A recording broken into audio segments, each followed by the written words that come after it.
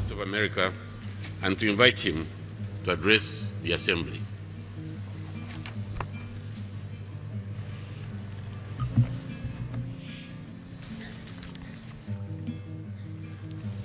Mr. President, Mr. Secretary General, fellow delegates, ladies and gentlemen,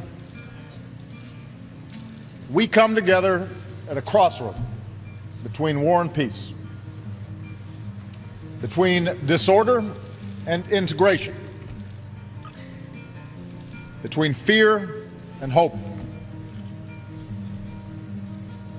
Around the globe, there are signposts of progress. The shadow of world war that existed at the founding of this institution has been lifted, and the prospect of war between major powers reduced. The ranks of member states has more than tripled, and more people live under governments they elected. Hundreds of millions of human beings have been freed from the prison of poverty, with the proportion of those living in extreme poverty cut in half. And the world economy continues to strengthen after the worst financial crisis of our lives. Today, whether you live in downtown Manhattan or in my grandmother's village more than 200 miles from Nairobi, you can hold in your hand more information than the world's greatest libraries. Together, we've learned how to cure disease and harness the power of the wind and the sun. The very existence of this institution is a unique achievement. The people of the world committing to resolve their differences peacefully and to solve their problems together. I often tell young people in the United States that despite the headlines, this is the best time in human history to be born. For you are more likely than ever before to be literate, to be healthy, to be free to pursue your dreams. And yet there is a pervasive unease in our world. A sense that the very forces that have brought us together have created new dangers and made it difficult for any single nation to insulate itself from global forces. As we gather here, an outbreak of Ebola overwhelms public health systems in West Africa and threatens to move rapidly across borders. Russian aggression in Europe recalls the days when large nations trampled small ones in pursuit of territorial ambition. The brutality of terrorists in Syria and Iraq forces us to look into the heart of darkness. Each of these problems demands urgent attention, but they also are symptoms of a broader problem. The failure of our international system to keep pace with an interconnected world. We collectively have not invested adequately in the public health capacity of developing countries. Too often we have failed to enforce international norms when it's inconvenient to do so. And we have not confronted forcefully enough the intolerance, sectarianism, and hopelessness that feeds violent extremism in too many parts of the globe. Fellow delegates, we come together as United Nations with a choice to make. We can renew the international system that has enabled so much progress, or we can allow ourselves to be pulled back by an undertow of instability. We can reaffirm our collective responsibility to confront global problems, or be swamped by more and more outbreaks of instability. And for America, the choice is clear. We choose hope over fear. We see the future not as something out of our control, but as something we can shape for the better through concerted and collective effort. We reject fatalism or cynicism when it comes to human affairs. We choose to work for the world as it should be, as our children deserve it to be.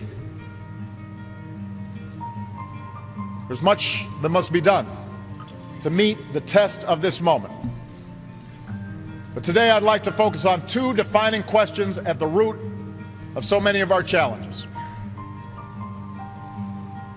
Whether the nations here today will be able to renew the purpose of the UN's founding, and whether we will come together to reject the cancer of violent extremism.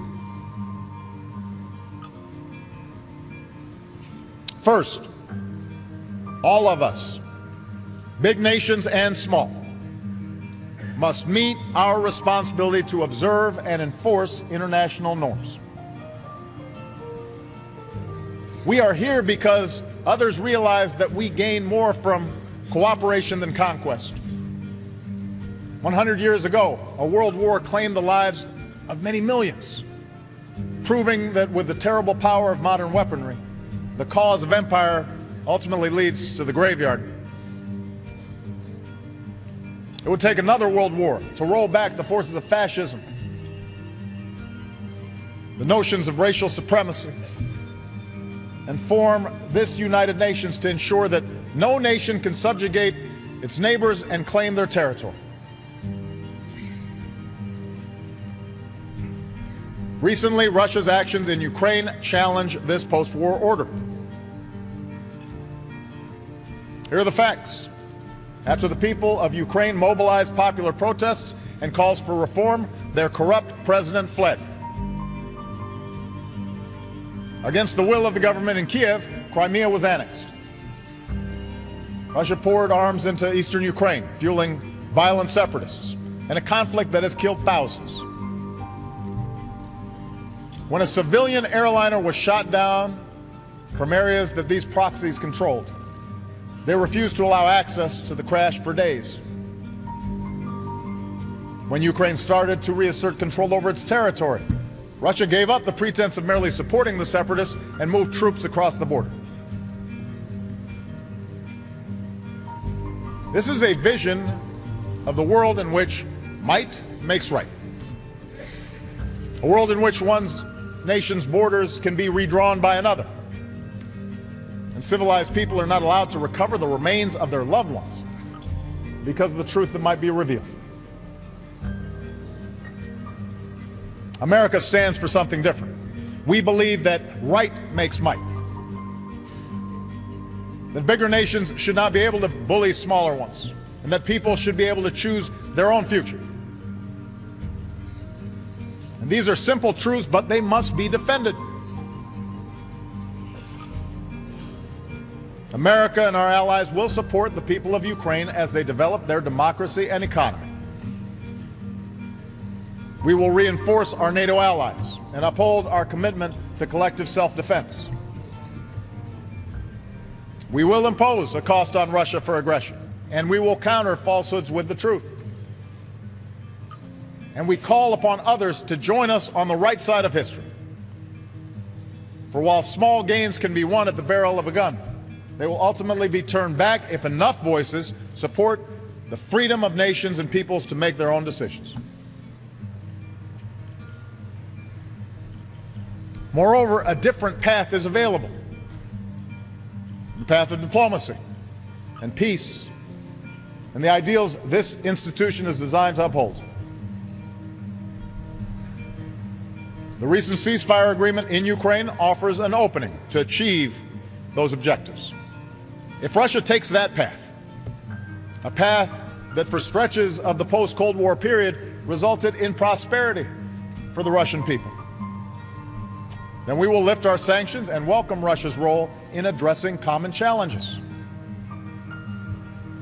After all, that's what the United States and Russia have been able to do in past years, from reducing our nuclear stockpiles to meeting our obligations under the Nuclear Non-Proliferation Treaty, to cooperating to remove and destroy Syria's declared chemical weapons.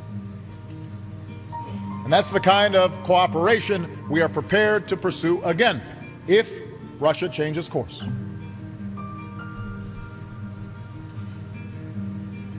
This speaks to a central question of our global age. whether we will solve our problems together in a spirit of mutual interest and mutual respect, or whether we descend into the destructive rivalries of the past. When nations find common ground, not simply based on power, but on principle, then we can make enormous progress. And I stand before you today committed to investing American strength, to working with all nations to address the problems we face in the 21st century. As we speak, America is deploying our doctors and scientists, supported by our military, to help contain the outbreak of Ebola and pursue new treatments. But we need a broader effort to stop a disease that could kill hundreds of thousands, inflict horrific suffering, destabilize economies, and move rapidly across borders. It's easy to see this as a distant problem until it is not. And that is why we will continue to mobilize other countries to join us in making concrete commitments, significant commitments to fight this outbreak and enhance our system of global health security for the long term. America is pursuing a diplomatic resolution to the Iranian nuclear issue as part of our commitment to stop the spread of nuclear weapons and pursue the peace and security of a world without them. And this can only take place if Iran seizes this historic opportunity. My message to Iran's leaders and people has been simple and consistent. Do not let this opportunity pass. We can reach a solution that meets your energy needs while assuring the world that your program is peaceful. America is and will continue to be a Pacific power, promoting peace, stability, and the free flow of commerce among nations. But we will insist that all nations abide by the rules of the road and resolve their territorial disputes peacefully, consistent with international law. That's how the Asia-Pacific has grown. And that's the only way to protect this progress going forward. America is committed to a development agenda that eradicates extreme poverty by 2030. We will do our part to help people feed themselves, power their economies, and care for their sick. And if the world acts together, we can make sure that all of our children enjoy lives of opportunity and dignity. America is pursuing ambitious reductions in our carbon emissions, and we've increased our investments in clean energy. We will do our part and help developing nations do theirs. But the science tells us we can only succeed in combating climate change if we are joined in this effort by every other nation, by every major power. That's how we can protect this planet for our children and our grandchildren. In other words, on issue after issue, we cannot rely on a rule book written for a different century. If we lift our eyes beyond our borders, if we think globally, and if we act cooperatively, we can shape the course of this century as our predecessors shaped the post-World War II age. But as we look to the future, one issue risks a cycle of conflict that could derail so much progress, and that is the cancer of violent extremism that has ravaged so many parts of the Muslim world. Of course, terrorism is not new. Speaking before this assembly, President Kennedy put it well. Terror is not a new weapon, he said. Throughout history, it has been used by those who could not prevail either by persuasion or example. In the 20th century, terror was used by all manner of groups who failed to come to power through public support. But in this century, we have faced a more lethal and ideological brand of terrorists who have perverted one of the world's great religions. With access to technology that allows small groups to do great harm, they have embraced a nightmarish vision that would divide the world into adherents and infidels, killing as many innocent civilians as possible, employing the most brutal methods to intimidate people within their communities. I have made it clear that America will not base our entire foreign policy on reacting to terrorism. Instead, we've waged a focused campaign against al-Qaeda and its associated forces, taking out their leaders, denying them the safe havens they rely on. At the same time, we have reaffirmed again and again that the United States is not and never will be at war with Islam.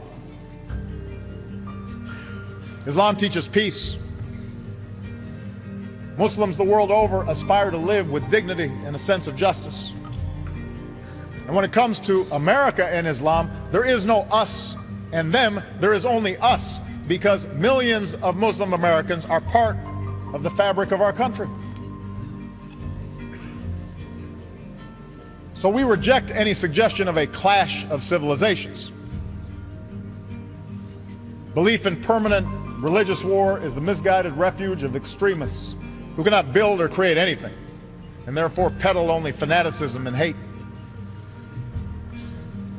And it is no exaggeration to say that humanity's future depends on us uniting against those who would divide us along the fault lines of tribe or sect, race or religion. But this is not simply a matter of words. Collectively, we must take concrete steps to address the danger posed by religiously motivated fanatics and the trends that fuel their recruitment.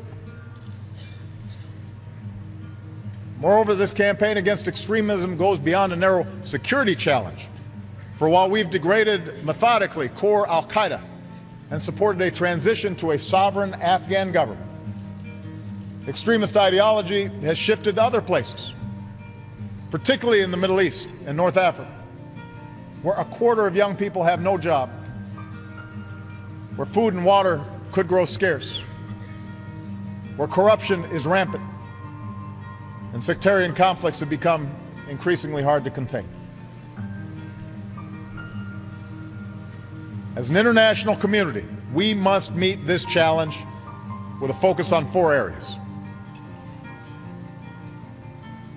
First, the terrorist group known as ISIL must be degraded and ultimately destroyed. This group has terrorized all who they come across in Iraq and Syria. Mothers, sisters, daughters have been subjected to rape as a weapon of war. Innocent children have been gunned down. Bodies have been dumped in mass graves. Religious minorities have been starved to death. In the most horrific crimes imaginable, innocent human beings have been beheaded with videos of the atrocity distributed to shock the conscience of the world. No God condones this terror. No grievance justifies these actions.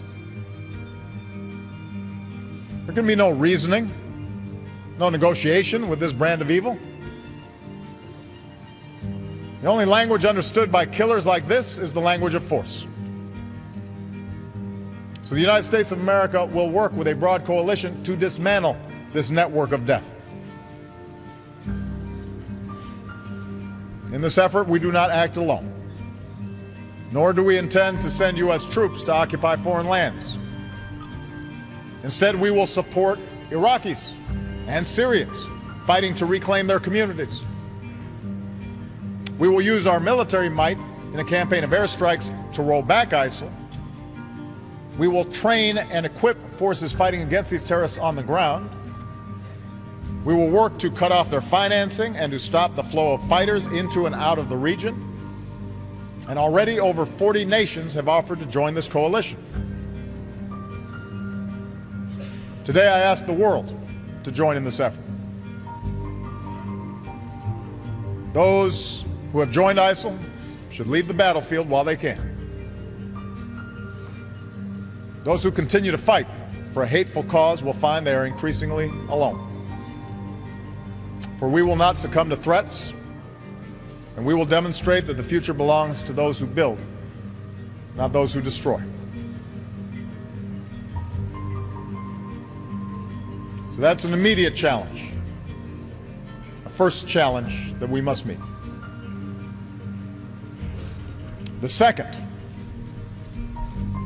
it is time for the world, especially Muslim communities, to explicitly, forcefully, and consistently reject the ideology of organizations like Al-Qaeda and ISIL. It is one of the tasks of all great religions to accommodate, devote faith with a modern, multicultural world. No children are born hating, and no children anywhere should be educated to hate other people. There should be no more tolerance of so-called clerics who call upon people to harm innocents because they're Jewish, or because they're Christian, or because they're Muslim. It is time for a new compact among civilized peoples of this world to eradicate war at its most fundamental source, and that is the corruption of young minds by violent ideology. That means cutting off the funding that fuels this hate. It's time to end the hypocrisy of those who accumulate wealth through the global economy and then siphon funds to those who teach children to tear it down. That means contesting the space that terrorists occupy, including the internet and social media. Their propaganda has coerced young people to travel abroad to fight their wars and turn students, young people full of potential, into suicide bombers. We must offer an alternative vision. It means bringing people of different faiths together. All religions have been attacked by extremists from within at some point, and all people of faith have a responsibility to lift up the value at the heart of all great religions. Do unto thy neighbor as you would have done unto yourself. The ideology of ISIL or Al-Qaeda or Boko Haram will wilt and die if it is consistently exposed and confronted and refuted in the light of day. Look at the new forum for promoting peace in Muslim societies. Sheikh bin Bayad described its purpose. We must declare war on war so the outcome will be peace upon peace. Look at the young British Muslims who responded to terrorist propaganda by starting the Not in My Name campaign, declaring ISIS is hiding behind a false Islam. Look at the Christian and Muslim leaders who came together in the Central African Republic to reject violence. Listen to the Imam who said, politics try to divide the religious in our country, but religion shouldn't be a cause of hate, war, or strife. Later today, the Security Council will adopt a resolution that underscores the responsibility of states to counter violent extremism. But resolutions must be followed by tangible commitments, so we're accountable when we fall short. Next year, we should all be prepared to announce the concrete steps that we have taken to counter extremist ideologies in our own countries. By getting intolerance out of schools, stopping radicalization before it spreads, and promoting institutions and programs that build new bridges of understanding.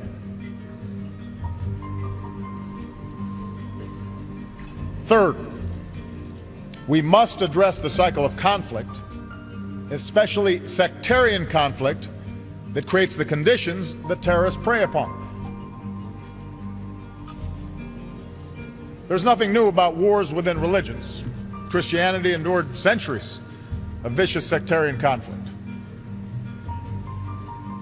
Today it is violence within Muslim communities that has become the source of so much human misery. It is time to acknowledge the destruction wrought by proxy wars and terror campaigns between Sunni and Shia across the Middle East. And it is time that political, civic, and religious leaders reject sectarian strife. For let's be clear, this is a fight that no one is winning. A brutal civil war in Syria has already killed nearly 200,000 people, displaced millions. Iraq has come perilously close to plunging back into the abyss. The conflict has created a fertile recruiting ground for terrorists who inevitably export this violence. The good news is we also see signs that this tide could be reversed. We have a new inclusive government in Baghdad, a new Iraqi prime minister welcomed by his neighbors, Lebanese factions rejecting those who try to provoke war. And these steps must be followed by a broader truce. Nowhere is this more necessary than Syria. Together with our partners, America is training and equipping the Syrian opposition to be a counterweight to the terrorists of ISIL and the brutality of the Assad regime. But the only lasting solution to Syria's civil war is political. An inclusive political transition that responds to the legitimate aspirations of all Syrian citizens, regardless of ethnicity, regardless of creed. And cynics may argue that such an outcome can never come to pass. But there is no other way for this madness to end, whether 1 year from now or 10. And it points to the fact that it's time for a broader negotiation in the region in which major powers address their differences directly, honestly, and peacefully across the table from one another, rather than through gun-wielding proxies. I can promise you, America will remain engaged in the region, and we are prepared to engage in that effort. And my fourth and final point is a simple one. The countries of the Arab and Muslim world must focus on the extraordinary potential of their people, especially the youth. And here I'd like to speak directly to young people across the Muslim world. You come from a great tradition that stands for education, not ignorance, innovation, not destruction, the dignity of life, not murder. Those who call you away from this path are betraying this tradition, not defending it. You have demonstrated that when young people have the tools to succeed, good schools, education in math and science, an economy that nurtures creativity and entrepreneurship, then societies will flourish. So America will partner with those that promote that vision. Where women are full participants in a country's politics or economy, societies are more likely to succeed. And that's why we support the participation of women in parliaments and peace processes, schools, and the economy. If young people live in places where the only option is between the dictates of a state or the lure of an extremist underground, then no counterterrorism strategy can succeed. But where a genuine civil society is allowed to flourish, where people can express their views and organize peacefully for a better life, then you dramatically expand the alternatives to terror. And such positive change need not come at the expense of tradition and faith. We see this in Iraq, where a young man started a library for his peers. We link Iraq's heritage to their hearts, he said, and give them a reason to stay. We see it in Tunisia, where secular and Islamist parties worked together through a political process to produce a new constitution. We see it in Senegal, where civil society thrives alongside a strong democratic government.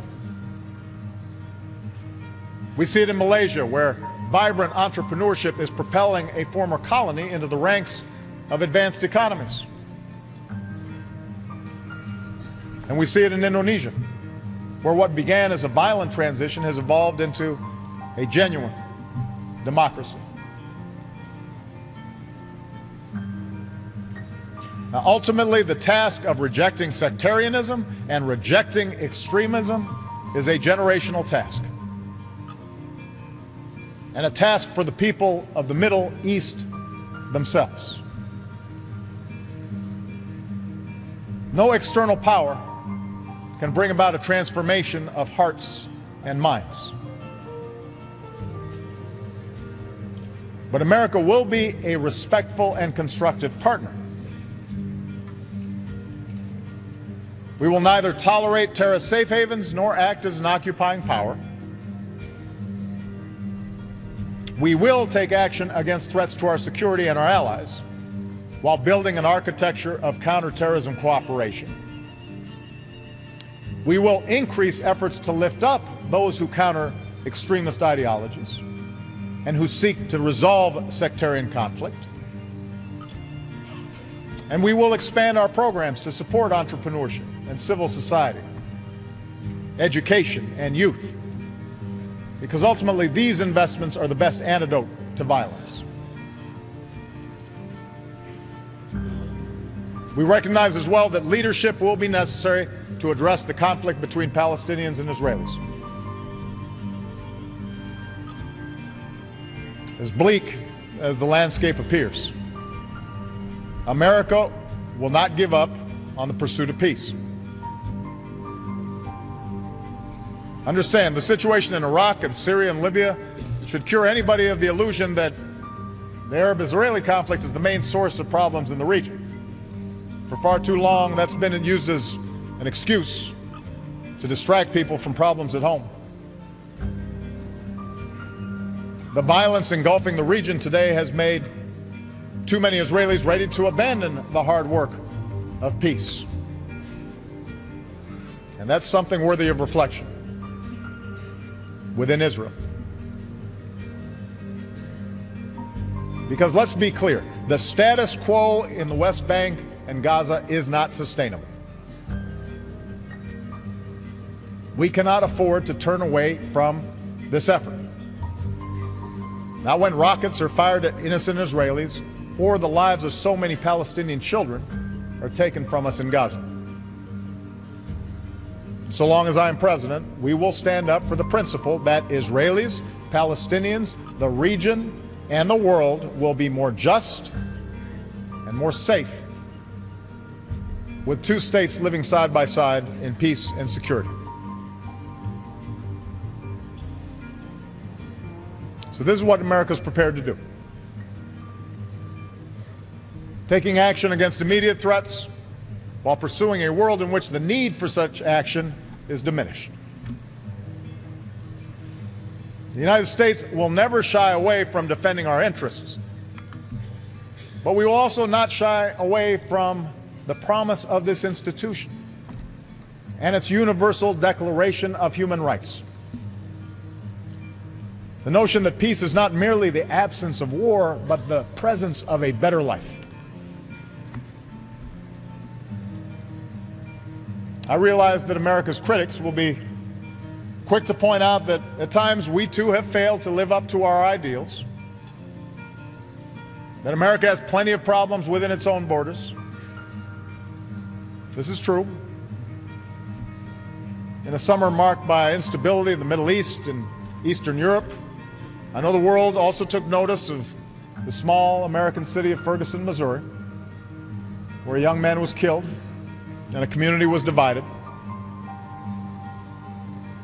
So yes, we have our own racial and ethnic tensions. And like every country, we continually wrestle with how to reconcile the vast changes wrought by globalization and greater diversity with the traditions that we hold dear. But we welcome the scrutiny of the world. Because what you see in America is a country that has steadily worked to address our problems, to make our union more perfect, to bridge the divides that existed at the founding of this nation.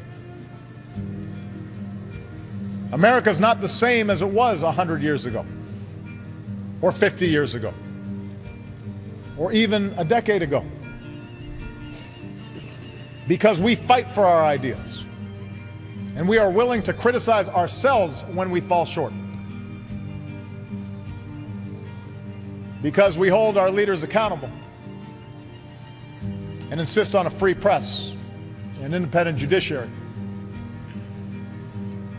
because we address our differences in the open space of democracy with respect for the rule of law, with a place for people of every race and every religion, and with an unyielding belief in the ability of individual men and women to change their communities and their circumstances and their countries for the better. After nearly 6 years as president, I believe that this promise can help light the world, because I have seen a longing for positive change, for peace and for freedom and for opportunity and for the end to bigotry in the eyes of young people who I've met around the globe. They remind me that no matter who you are or where you come from or what you look like or what God you pray to or who you love, there's something fundamental that we all share. Eleanor Roosevelt, a champion of the UN and America's role in it, once asked, "Where, after all, do universal human rights begin?" In small places, she said, close to home.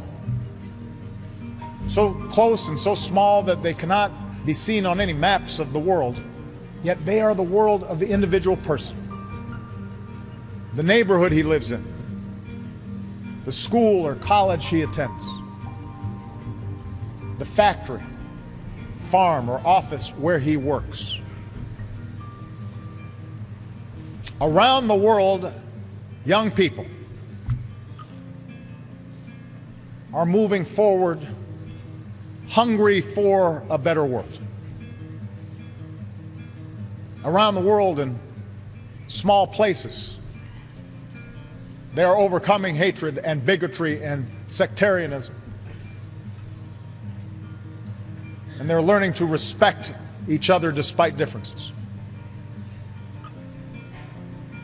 The people of the world now look to us here to be as decent and as dignified and as courageous as they are trying to be in their daily lives. And at this crossroads, I can promise you that the United States of America will not be distracted or deterred from what must be done. We are heirs to a proud legacy of freedom, and we're prepared to do what is necessary to secure that legacy for generations to come. I ask that you join us in this common mission for today's children and tomorrow's. Thank you very much.